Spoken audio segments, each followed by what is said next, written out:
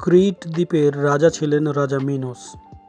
ক্ষমতায় বসার আগে তিনি চাইলেন সবাইকে এমন একটা প্রমাণ দেখাতে যাতে বোঝা যায় তিনি দেবতাদের দ্বারা মনোনীত রাজা।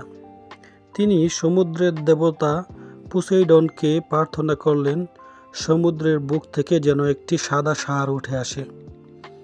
দেবতা পোসেইডন তার প্রার্থনা কবুল করেন। সমুদ্রের বুক থেকে উঠে আসে একটি অত্যন্ত সুন্দর ও মনোমুগ্ধকর ষাঁড় গরু। কিন্তু শর্ত হলো এই ষাঁড়টিকে দেবতার উদ্দেশ্যে বলিদান করতে হবে।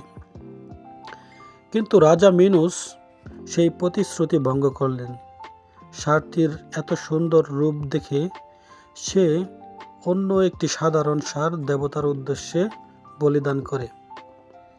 দেবতা পোসেইডন রাজা মিনোসের প্রতি ক্ষুব্ধ হন এবং তিনি তাকে অভিশাপ দান করেন, যার ফলে রানী প্যাসিফাইয়ের সাথে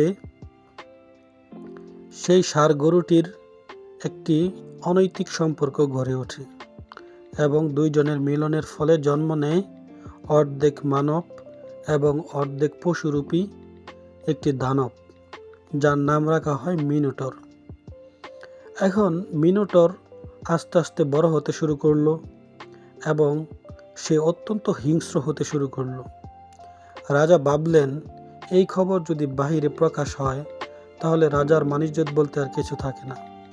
তাই সেই সময়ের সবচেয়ে দক্ষ ইঞ্জিনিয়ার ডিডালাসকে বললেন এমন একটা গোলক দাদা বানাতে যার ভেতরে প্রবেশ করলে আর ফেরা যাবে না। কথা মতো সেই গোলক দাদা তৈরি হলো এবং তার একদম কেন্দ্রে রাখা হলো মিনোটরকে। তো সেই সময়ে রাজার আরেক পুত্র অ্যাথেন্স দ্বীপে কোনো একটা ঘটনায় মারা যায়। রাজা সেই দ্বীপের সবার প্রতি এক শাস্তি আরোপ করে। প্রতি 9 বছর পর পর সেই দ্বীপ থেকে 7 জন তরুণ এবং 7 জন তরুণীকে সেই গোলক দাদা বা ল্যাবিরিন্থে পাঠানো হবে মিনোটরের খাদ্য হিসেবে।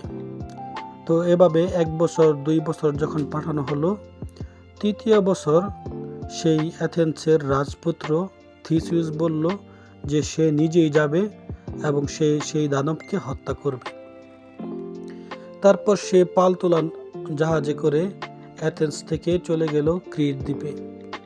যাওয়ার পর ক্রিট দ্বীপের রাজকন্যার সাথে তার পরিচয় হয় এবং দুজনের মধ্যে প্রণয় গড়ে ওঠে। সে রাজকন্যা জানতো যে এর ভিতরে যদি কেউ প্রবেশ করে তাহলে সে নিজে আর কখনো বের হতে পারবে না, এমনকি যে এটি তৈরি করেছে সেও বের হতে পারবে না।